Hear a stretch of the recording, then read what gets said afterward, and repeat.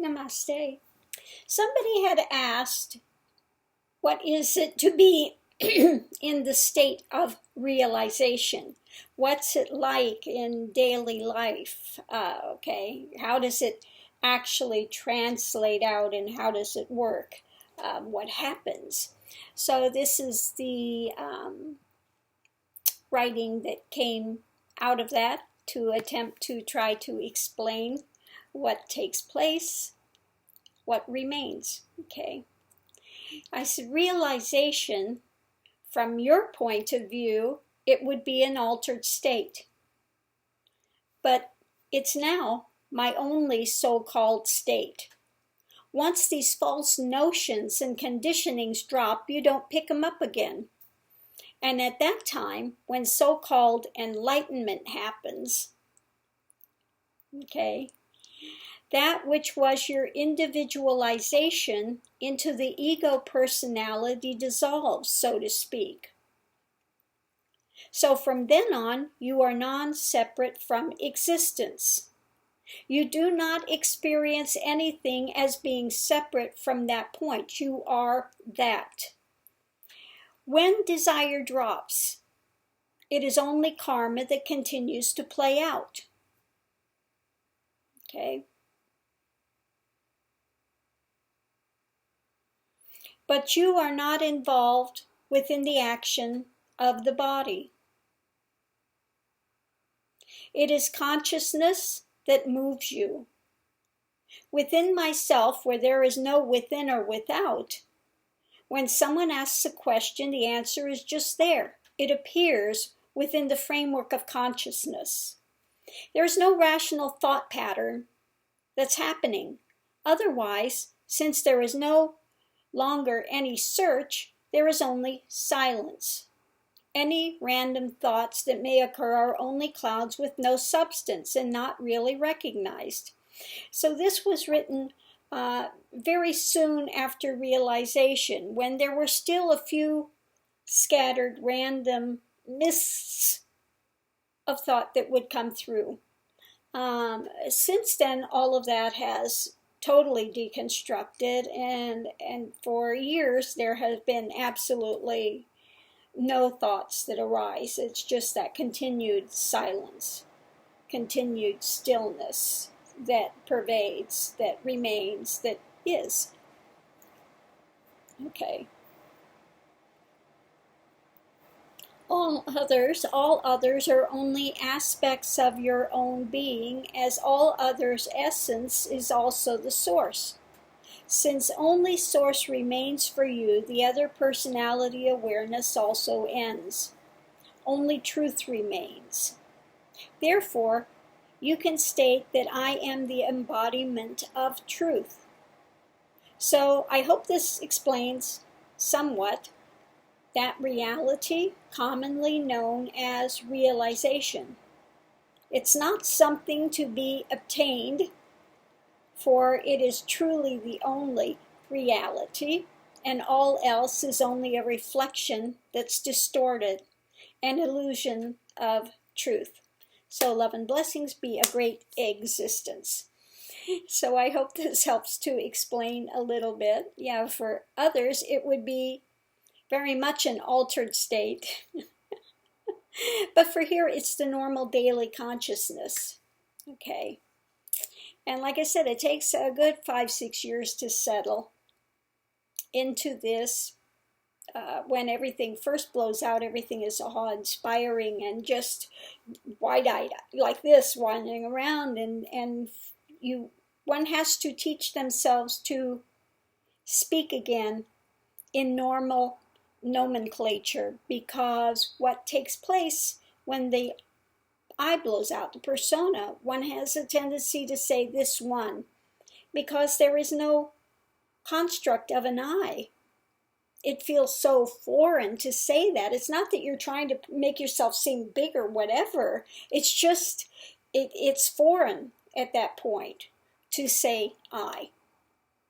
It was in the beginning always this one, or, but the word I is not used because it's really a limitational construct that's no longer there in consciousness.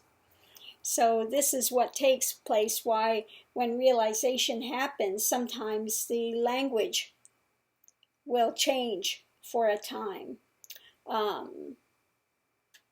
When it first takes place, it's difficult in the beginning to speak to others. One is in such a state of stillness and quietude that when somebody speaks to you, that there is this, feeling of a bit of disconnect.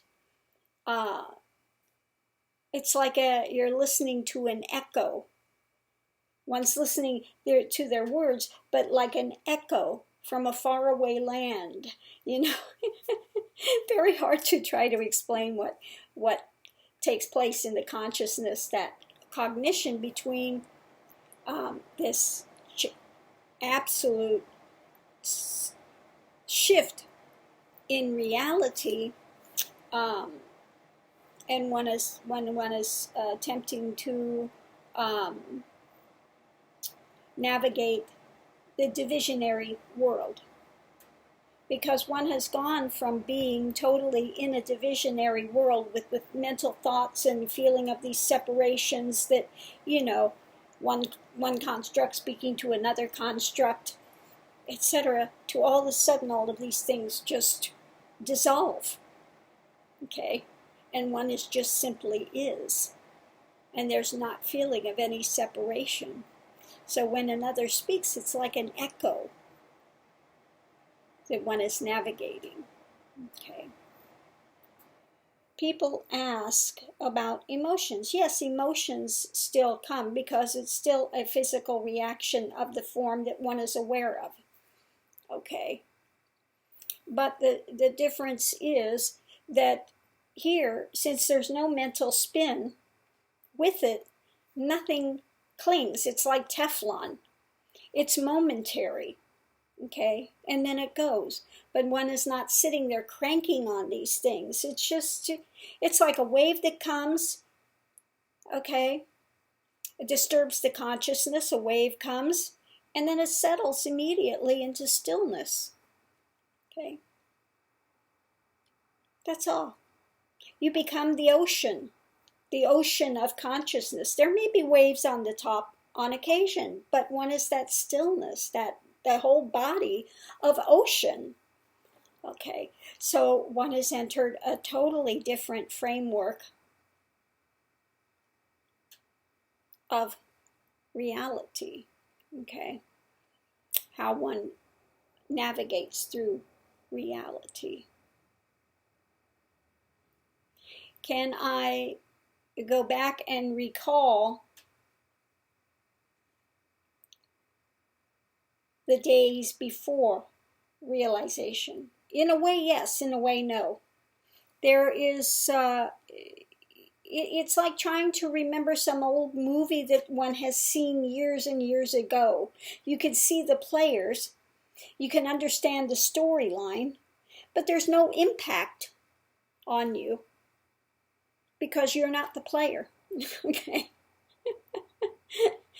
So it becomes like that. There's a disconnect with all the trauma of things that used to absolutely run the mind and run the existence and run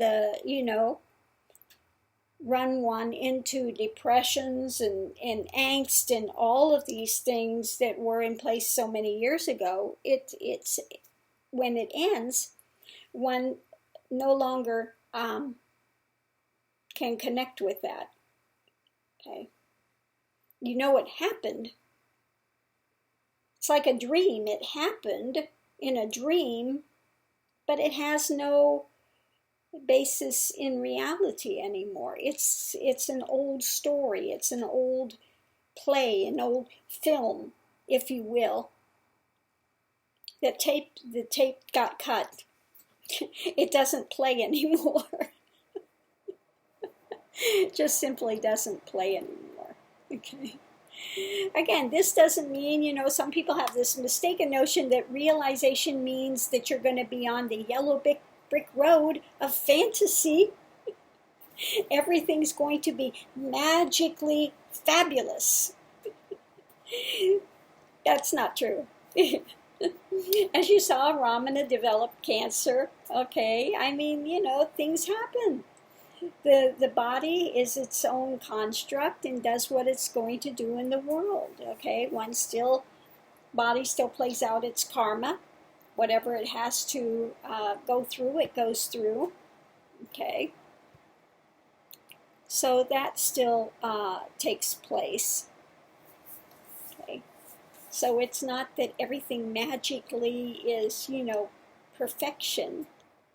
Like I said, one is in a bubble of bliss for many years. One feels like, and this is towards the end of the path before realization, where one feels many times where there's this disconnect between body form and consciousness.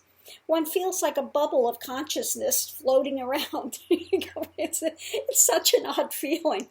One's just this little floating bubble of consciousness that's wandering around, and there's not a feeling of connection to form. Okay? That's loosened enough to where that's no longer a solid construct. One is feeling like this bubble of consciousness.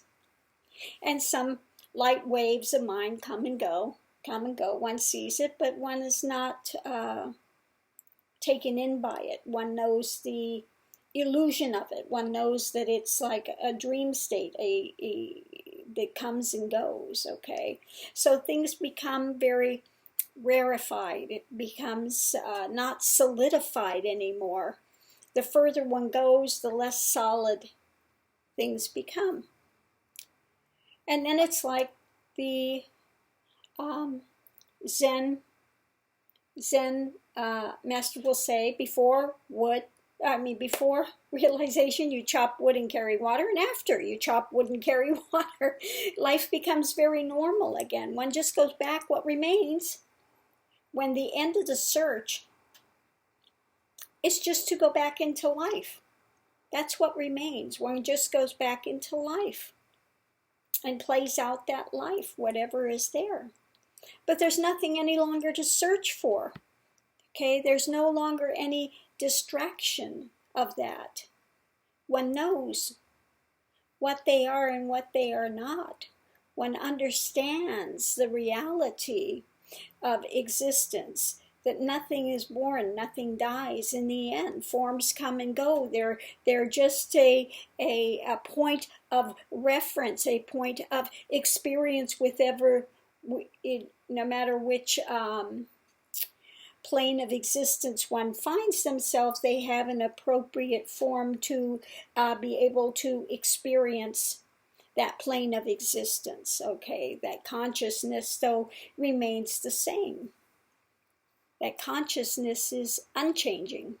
Okay, so once one gets to that point of realization, that consciousness will remain the same, and it matters not if you're in form or you're not in form. Okay, that reality is unchanging. Okay, it's unchanging is. So it's the best thing one can do to do the path. It's not easy. Like I said, the path is, my book is entitled From Hell to Heaven. I mean, really, part of the path is hell. It's very difficult. You will be challenged in all sorts of levels. Okay? And there are so many things that one has to go through. So the point of the book that's been written, Kundalini From Hell to Heaven, it's not about chakras and colors and wheels and all of this. It's about how to navigate that journey.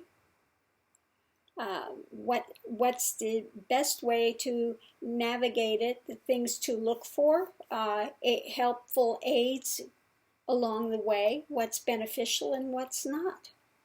Okay, how not to cling to mind, how to come to that point of stillness. So the first thing that one does is try to learn to be in the now. Do one thing at a time.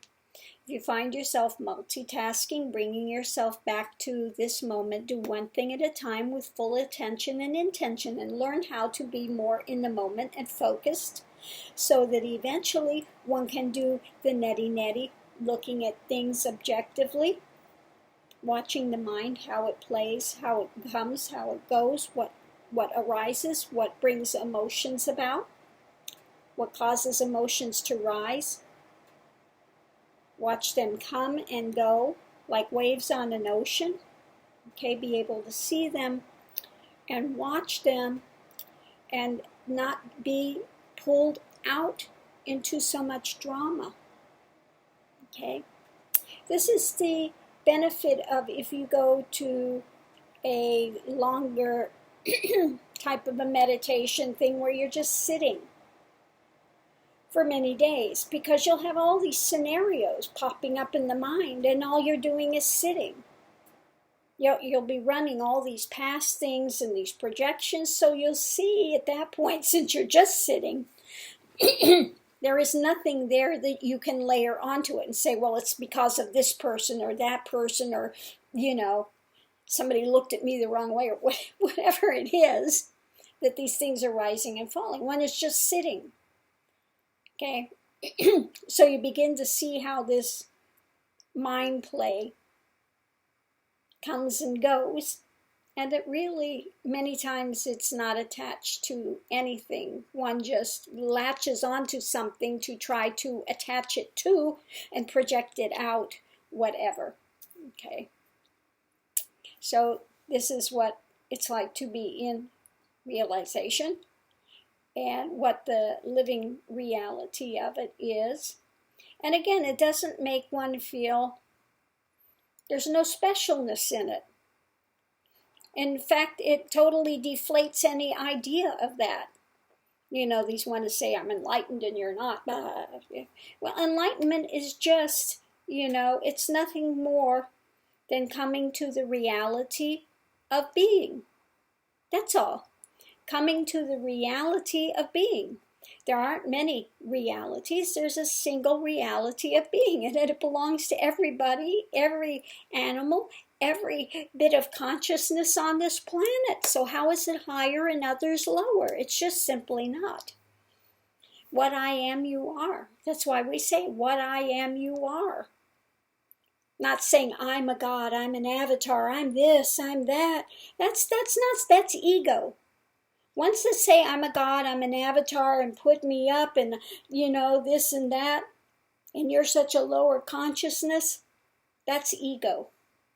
Okay, that's somebody that's constructed and constricted into ego. Maybe they've had a glimpse at something, okay, but they've run it and wrapped it around ego to make themselves self-important. In realization, there is no self-important, because this self belongs to all of humanity. Okay? It really puts a puncture in that balloon.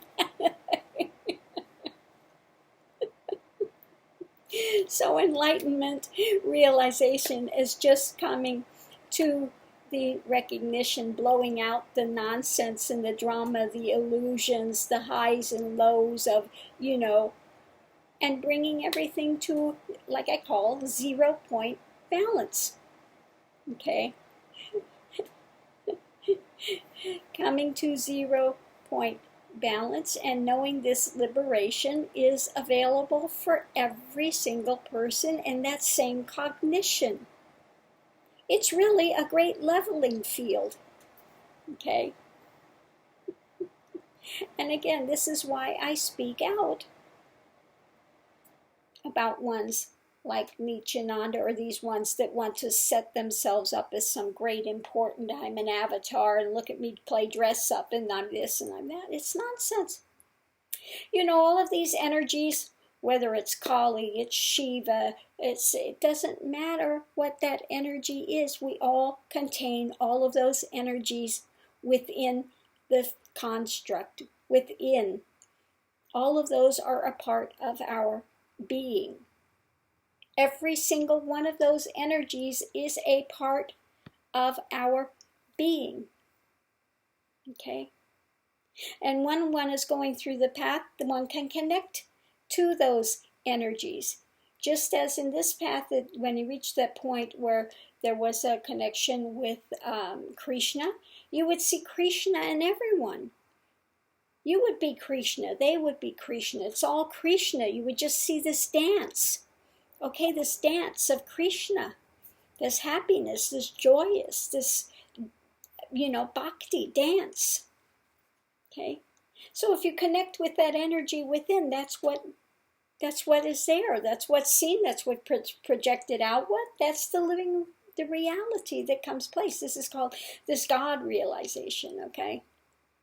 Self-realization is beyond the God realization. First one has God realization, where one comes into this bhakti moment, and that bhakti moment expands to the universe. Okay, so that's the path. I better end this now, or else I'll keep rambling on about Lord knows where it will go from here. I never know when I start out exactly where it's going to take me or what's going to come out. Just don't. There are no plans made here. Okay.